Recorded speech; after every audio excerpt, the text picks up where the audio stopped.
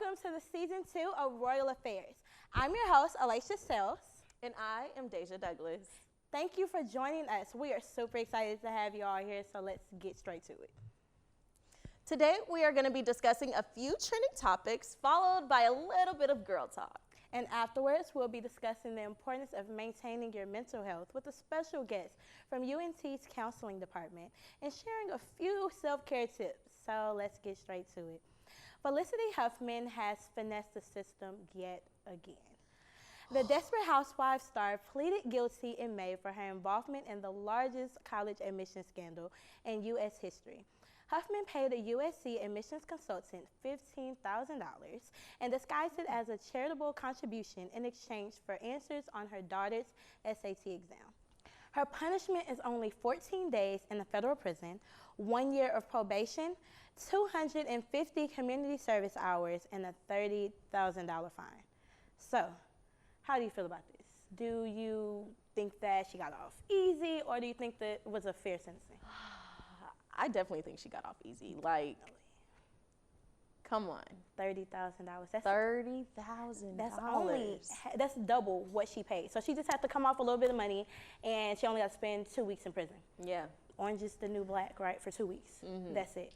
Definitely. I don't understand why that is acceptable.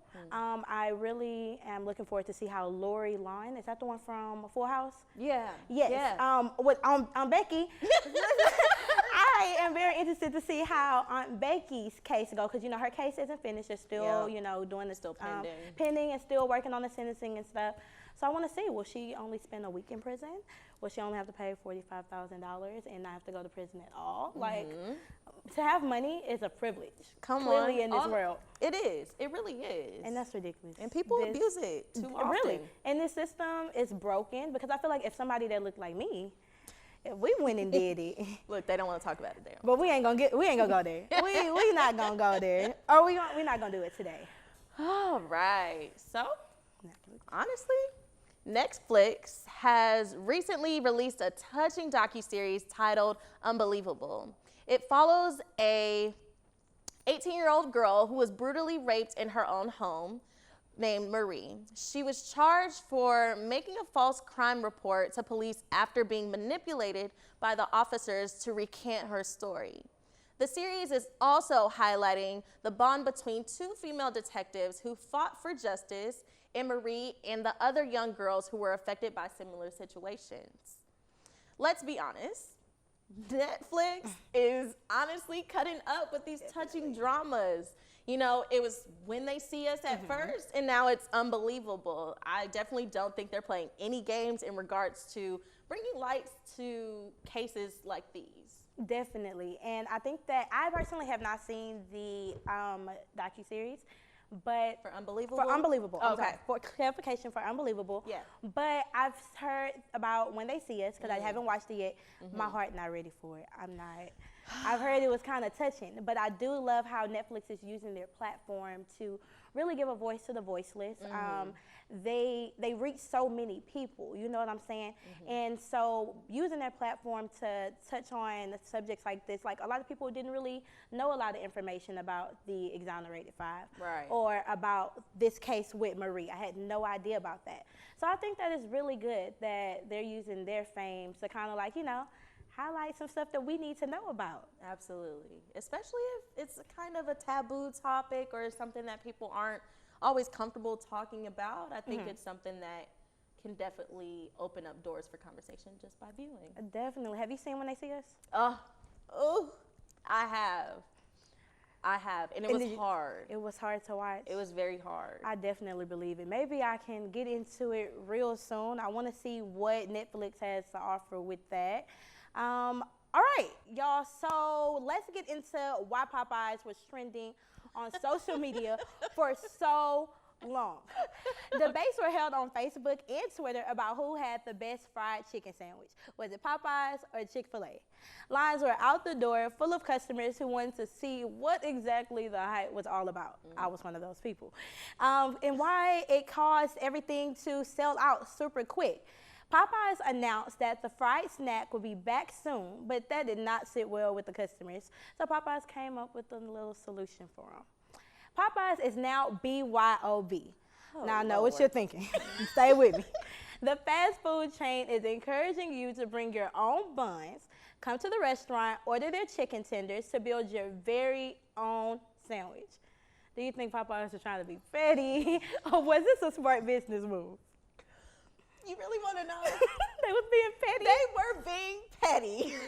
Because you want me to go to the grocery store, buy my buns, and then come to you so you can give me a chicken patty.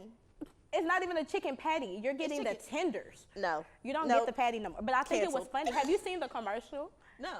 Girl, they got a whole ad out for it and everything. It's on Twitter. Go on to Popeye's actual Twitter. They have a whole ad basically telling you what to do, showing that they're BYOB. Popeyes is now the club. The club for buns. BYOB. Bun B. I can't.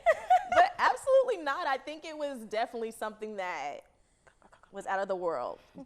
We will be right back after this commercial break.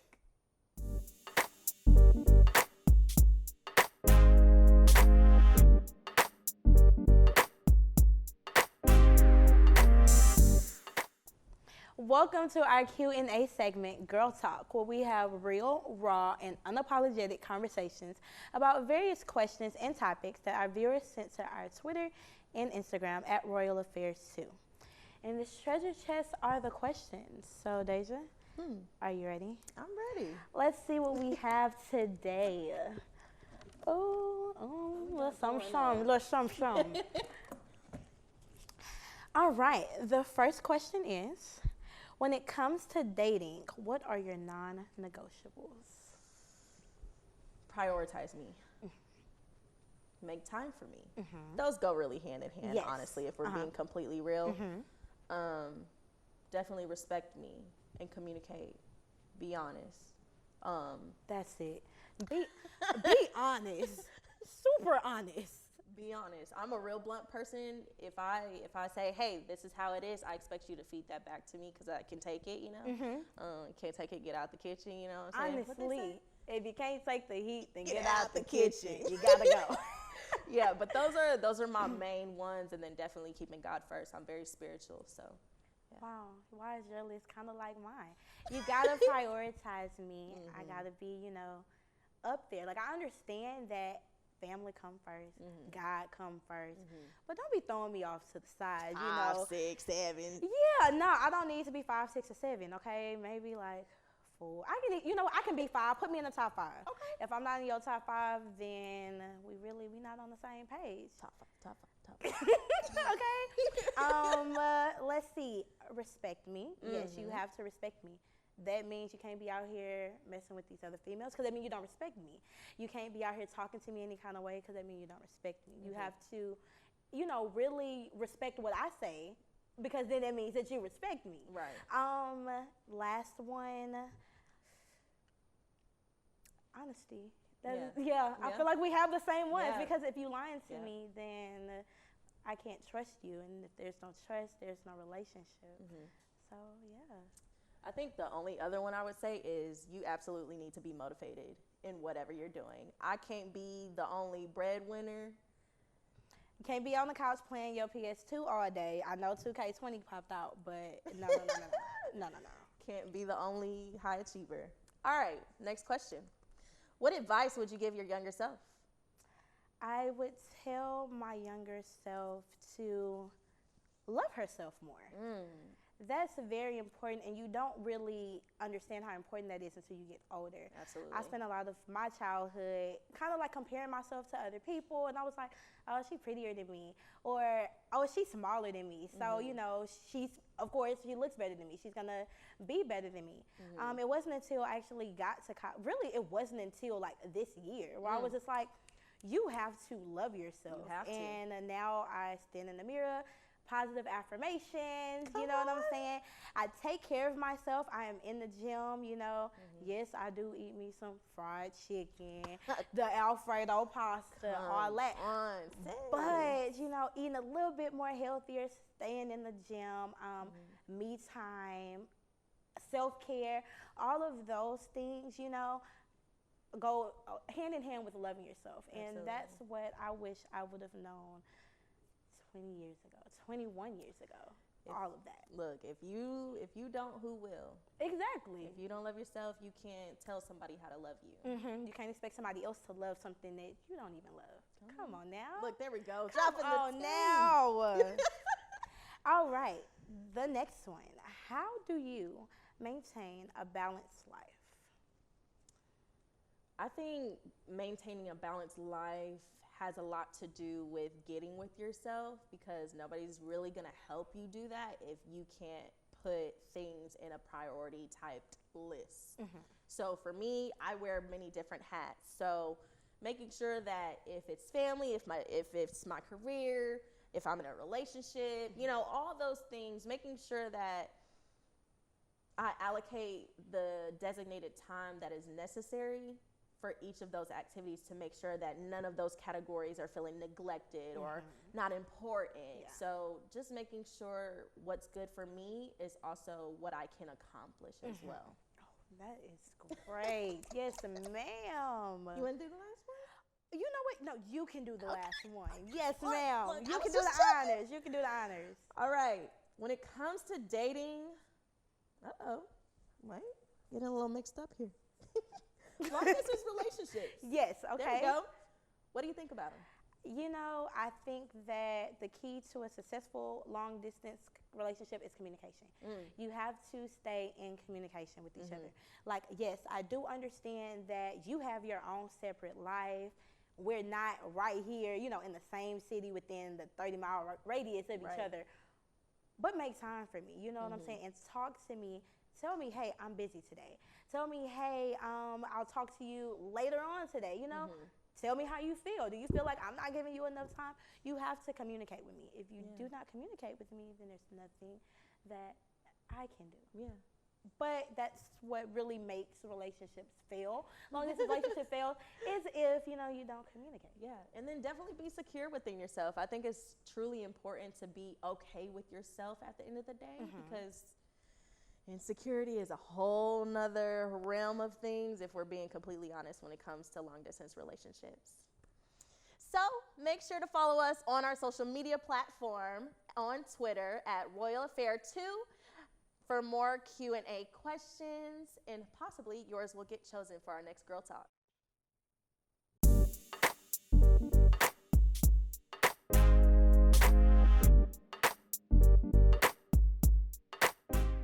We thought about what would be helpful to share what self-care looks like to us. So, how would you define self-care for yourself? What does it look like? Self-care for me, face mask, big t-shirt, Yes. glass of wine, Netflix and chill. Chilling by myself. Okay. Just me. Just you. Spending just some alone time to kind of like reflect over everything, get my thoughts together, get myself together. And that's what self-care looks like for me. Yeah. I absolutely think like the key word that popped out for me was, you know, taking that alone time, because in a lot of the spaces that we're in on a day-to-day, you know, involve running around for this, getting this done, making sure we communicate with our boss or our friends or family or, you know, whatever the case may be. Yeah. But taking that time to just be with yourself and relax and, you know, look crazy if you want Literally. to. Literally. But self-care to me, especially on a Sunday, you know, I might go to church. I might have a Sunday dinner with some friends, maybe even family. I may do the self-care mask. I might even take a nice little Sunday nap. Those are essential. Sunday naps. Honestly, the Sunday naps hit better than any other type of nap at all. It's something about it. I don't know why. It shouldn't be anything different about it, but it keeps you so refreshed and everything. I wake up like a whole nother person. I'd be like, hey, let me reintroduce myself. Too much.